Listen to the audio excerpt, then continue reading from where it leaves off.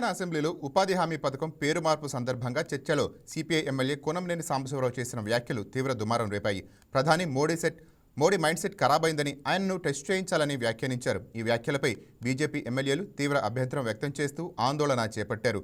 కొనంనేని వ్యాఖ్యలను రికార్డుల నుంచి తొలగించాలని డిమాండ్ చేశారు.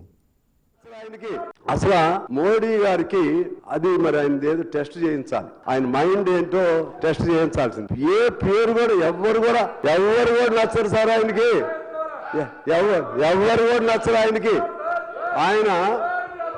ఆయనకి వాజ్పేయి మీరు బీజేపీలో నేను మోడీ గారు అనాలి. కూర్చోండి అసలు